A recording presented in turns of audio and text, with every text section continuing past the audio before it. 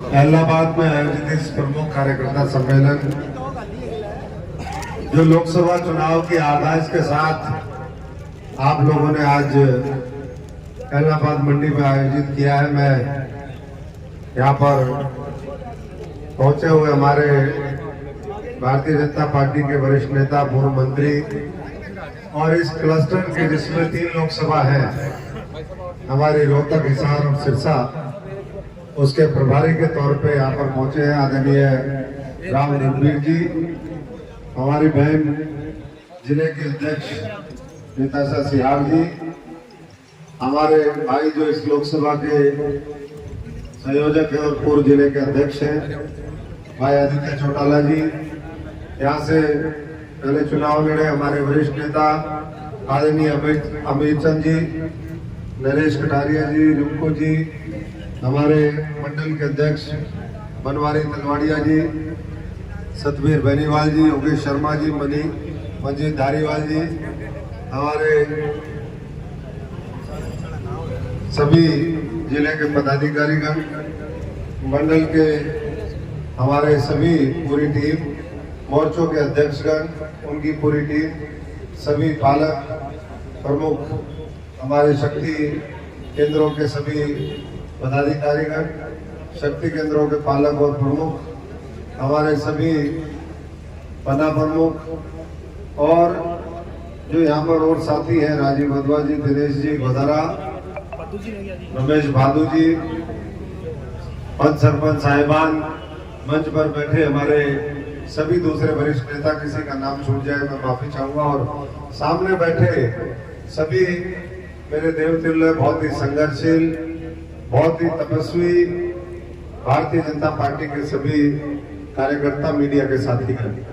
और जहां तक भी आवाज आ रही, हमारे मंडी के सभी हमारे आड़ती साथी, मजदूर साथी, हमारे सभी नगर निवासी, मैं अपनी तरफ से और तमाम हमारे नेताओं की तरफ से यहाँ पर पहुंचे हुए सभी हमारे पदाधिकारियों का बहुत बहुत स्वागत करता हूँ, बहुत बहुत अभिनंदन करता हूँ। आप सबका बहुत बहुत धन्यवाद करता हूँ कि इतनी बड़ी संख्या में आज यहाँ पर पहुंचे।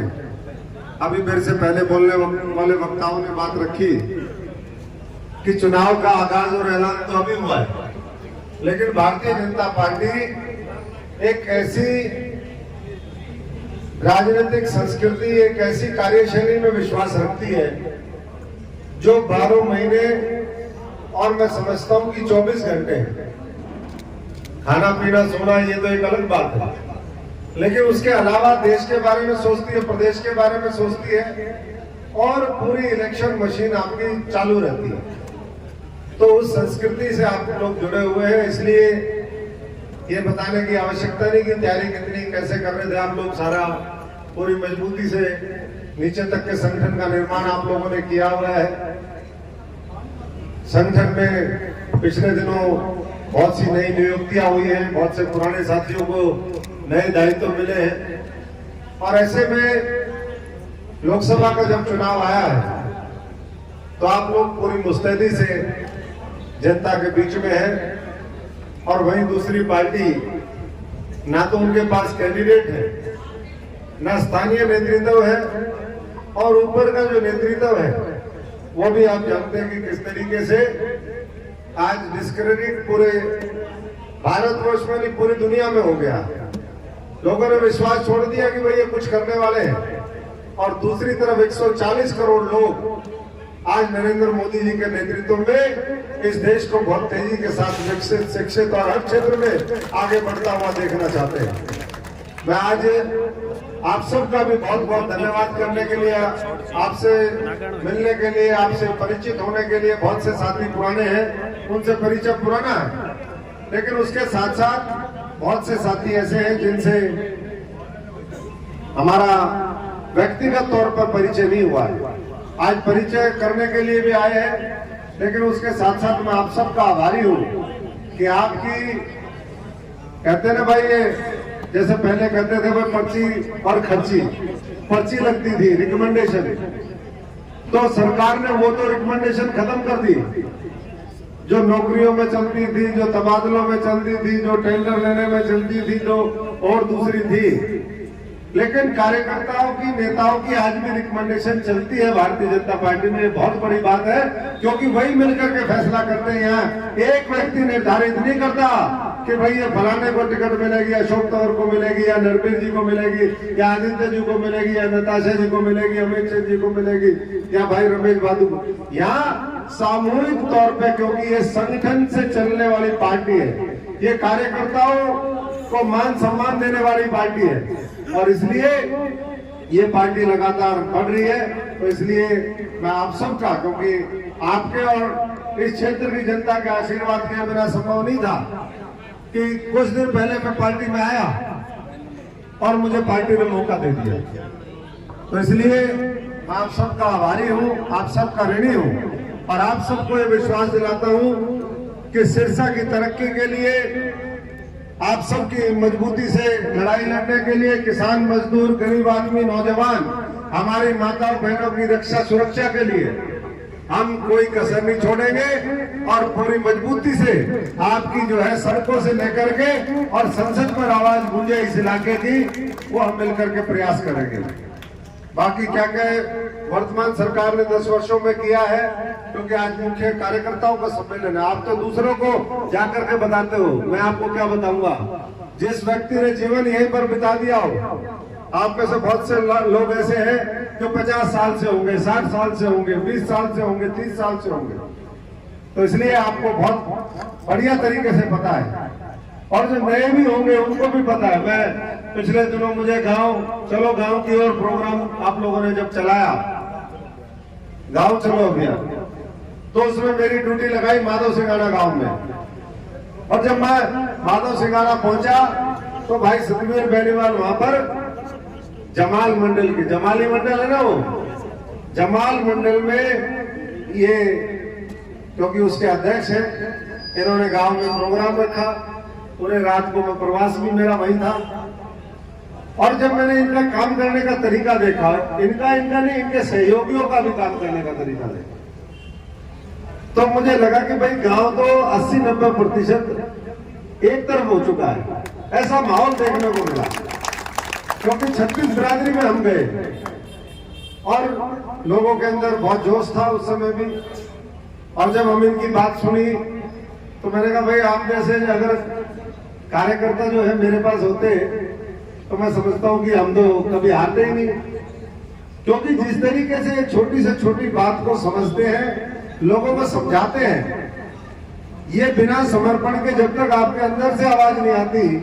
वो भाव नहीं होता कि भाई मैं अपने प्रदेश के लिए, अपने लोगों के लिए, अपने गांव के लिए, अपने समाज के लिए, अपने राष्ट्र के लिए मैं कुछ करूं, अपनी पार्टी और संगठन के लिए कुछ करूं, उसके बिना वो भाव नहीं हो सकता।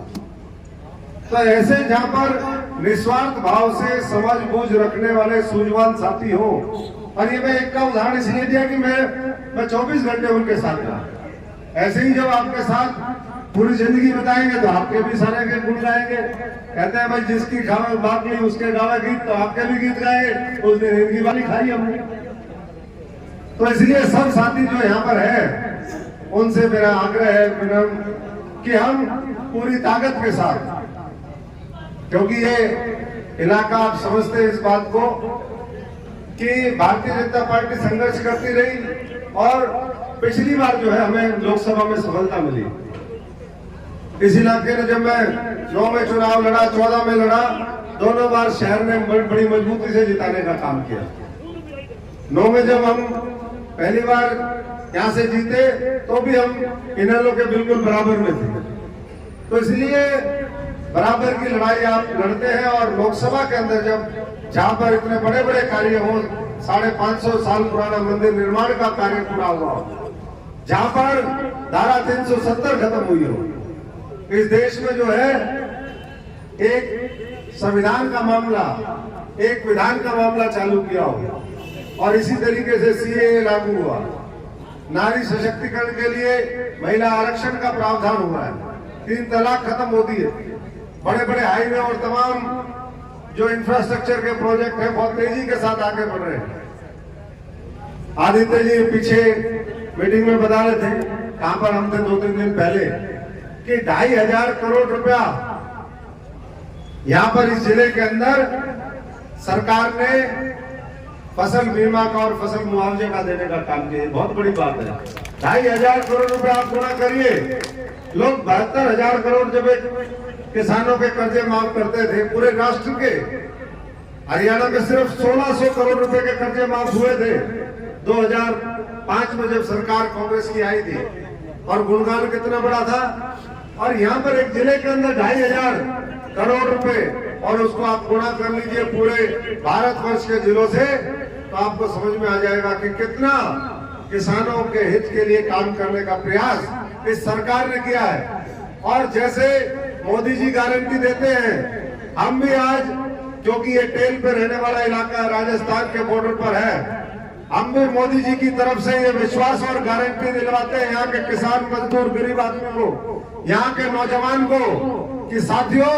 आने वाले समय में मोदी जी आपका भला कर सकते हैं और कोई नहीं कर सकता। इसलिए मोदी जी के नेतृत्व में जो 400 पार का लक्ष्य है उसको पूरी मजबूती से अपने अपने गांव में, अपने अपने बूथ में उसको पार कराने का प्रयास करें। और मैं, क्योंकि और वक्ताओं को भी अभी हमारे बीच में बोलना है, आज मुख्य परिचय का ये सम्मेलन हमारा है कि व्यक्तिगत तौर पर आपसे हम रूबरू हो जाए। आप सबका प्रभाव केवल यहाँ तक नहीं है, आपका प्रभाव इधर राजस्थान में भी है, आपका प्रभाव आगे रानिया, आगे सिरसा, चोपटा, इस पूरे इलाके में सब जगह डबवाली, आगे तक रिश्तेदारियां फतेहाबाद जिले के। तो मैं सभी से आह्वान करूंगा कि केवल ये नहीं होता कि भाई दायित्व जो आपका पोस्ट है, आपका बूथ है, वो तो आपने संभालना ही संभालना है, लेकिन आपका प्रभाव वो और दूसरे क्षेत्रों में भी होता है। इसलिए वहां भी फोन करें, जब समय लगे तो थोड़ा समय निकाल करके वहां पर भी जाकर के आए, रिश्तेदारी में, भाईचारे में, जहां भी आपके व्यापारिक संबंध है और कोई भी आप काम धंधा करते हैं नौकरी पेशे में, तो सब लोग मिलकर के जब करेंगे तो निश्चित तौर पर 370 वोट जब हम हर बूथ पर ऐड करेंगे तो बहुत बड़ा मार्जिन यहाँ से हम जिता करके सिरसा की सीट भी भेजेंगे। और 10 की 10 लोकसभा भविष्य में आने वाले समय में नायब सैनी जी, मनोहर लाल जी, विप्लव देव जी, हमारे प्रदेश का जो दूसरा नेतृत्व है, उनके हाथों को मजबूत करने का काम करेंगे। आज सरपंच शोचन जी और पूर्व हमारे महेंद्र एमसी में अभी हम उनको चढ़वा करके आए हैं, मैं उनका भी स्वागत करता हूँ, बहुत अभिनंदन करता हूँ। और साथियों से आह्वान करूंगा कि बहुत से ऐसे साथी हैं